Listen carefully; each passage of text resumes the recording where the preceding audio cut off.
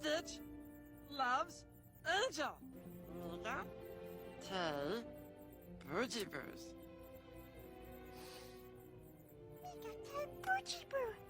Dame un grr. ¿Un qué?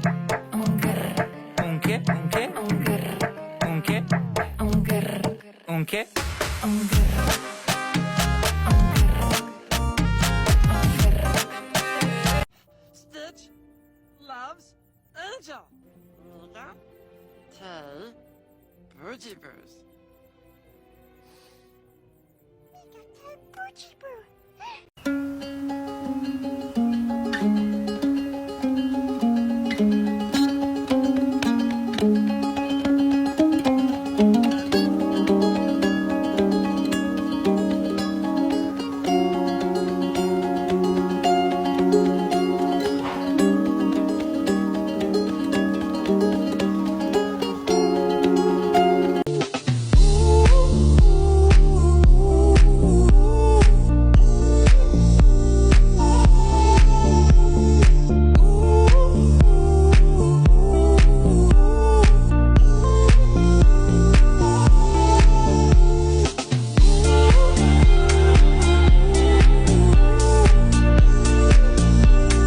Honestly, just look at you, then look at me. I'm feeling pretty.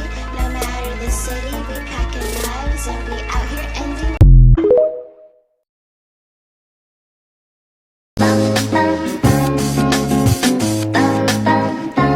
And she cried over nothing. So there was nothing I could do to stop her from cutting her beautiful blue hair off. Te enseño a realizar este hermoso angelito para regalar como souvenir en bautizos, así que no te pierdas el tutorial que ya está disponible en mi canal.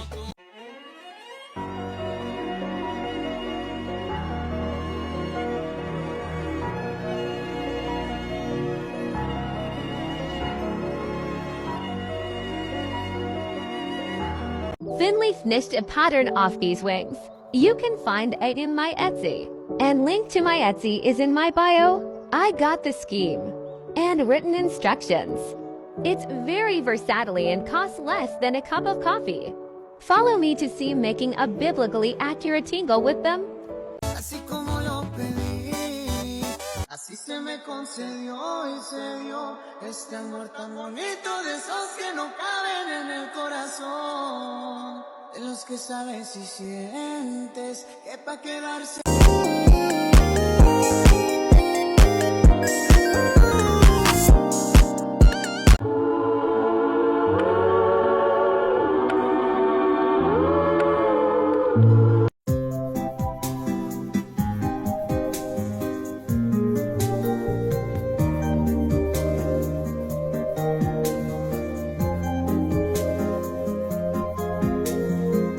Eres tú la persona que me mata con una mirada, la que con una mirada saca mis...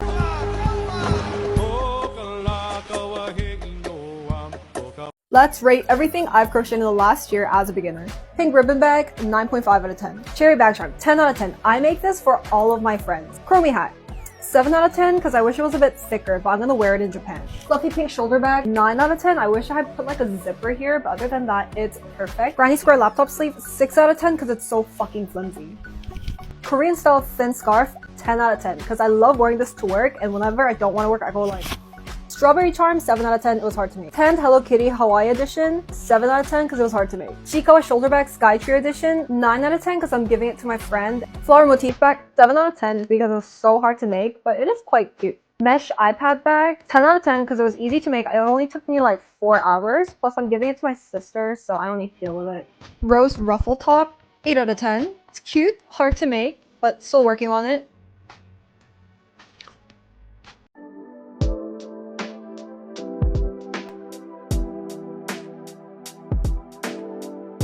People think I'm obsessed with this, but I'm okay with it. I am obsessed with it. And I think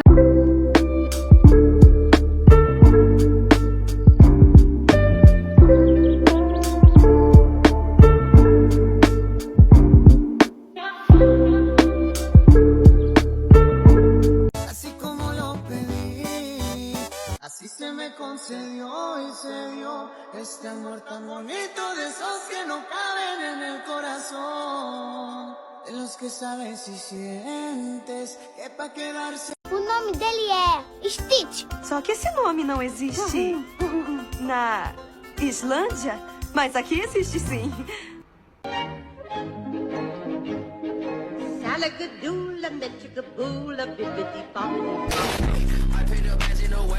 My name is Pink and I'm really glad to meet you. You were recommended to me by some people. Hey, ooh, is this illegal? Hey, ooh, it feels illegal. Miss, you forgot something. Thank you. No, don't turn me into a hat.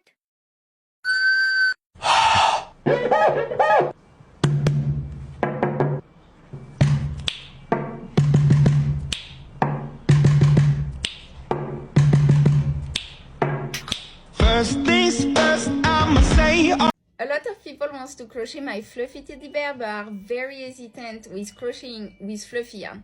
Let me show you why you should not be afraid and how it's not that complicated.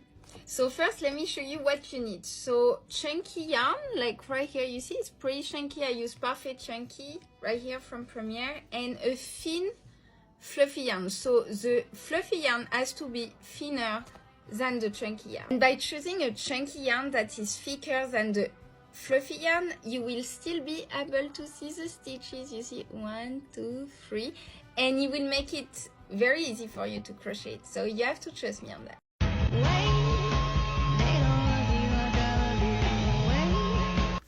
A lot of people have been asking, how do I make the baby ferrets look like they're filled with soup and weighted? Well, let me tell you. I use poly pellets from the same brand that makes the polyfill a lot of people use. They look like this. They're really tiny. And then when I'm at about this point, I stuff the legs a tiny bit with polyfill, and then I put the polyfill in a nylon sock just so the beads don't fall out, since this yarn is stretchy. It probably wouldn't fall out anyway, but I just want to be safe. These dudes are sold out on my shop right now, but you can sign up for an email notification on the listing for these guys, and I will email you when I restock them. And I implore everybody to read the caption before commenting what yarn or who the pattern creator is, or if I'm selling them. Please just read the caption on TikToks. Please. Please. Okay, thank you guys. But does growing up just change your body? Or also your soul? Maybe I could just stay the same forever. Staring down the barrel of the hot sun, shining with the sheen of a shotgun. Careless. If it's a question of my heart, you got it. It don't belong to anyone but you.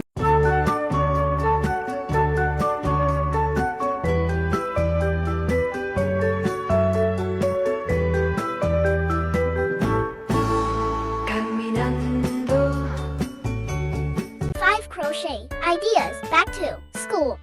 1. Water holder. 2. Calculator case. 3. Cute keychain. 4. Scrunchies. 5. Silly hair clip. Sad eyes, you know I don't.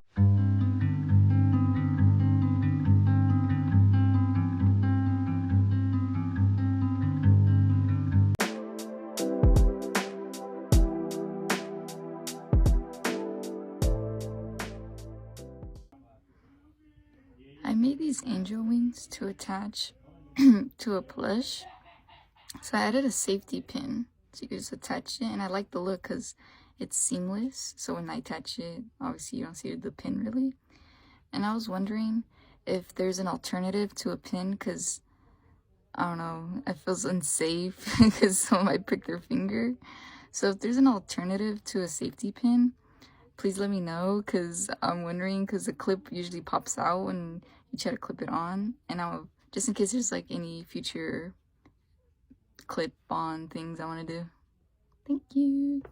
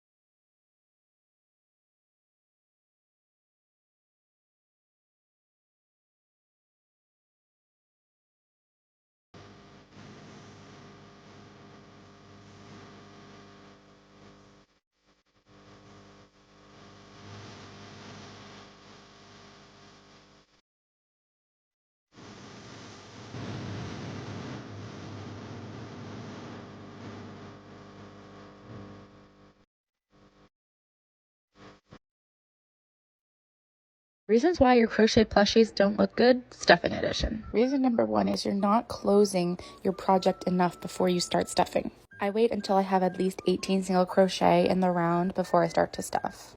Otherwise, the stuffing will just keep falling out and you won't get anywhere.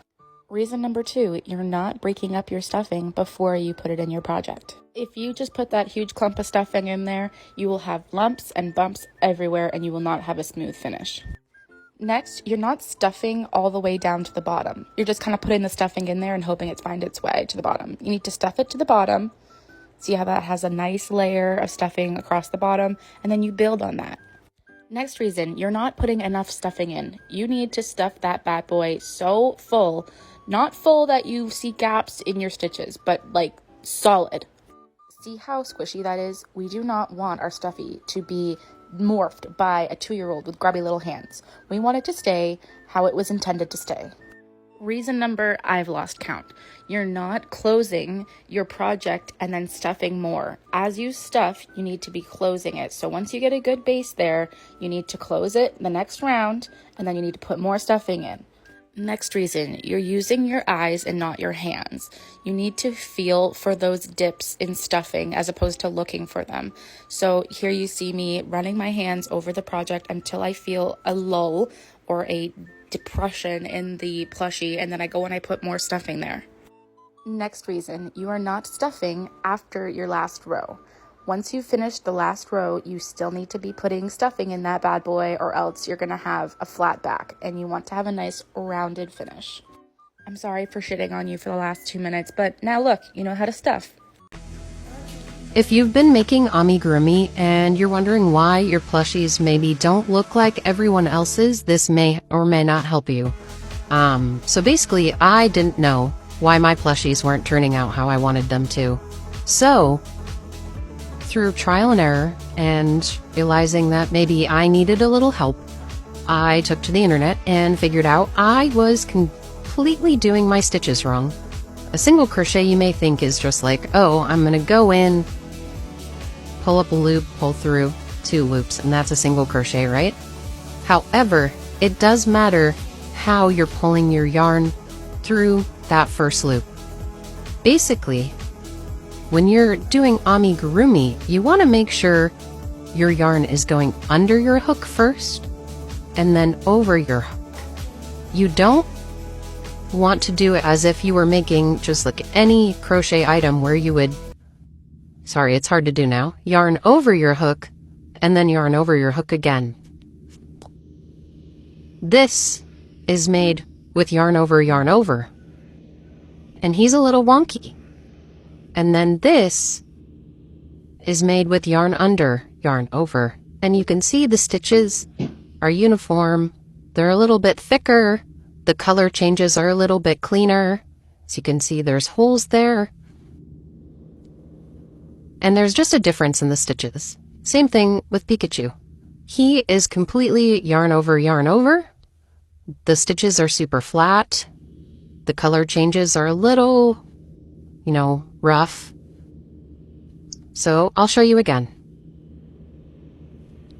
Go through, yarn under your hook, yarn over your hook. Go through, yarn under your hook, and yarn over your hook.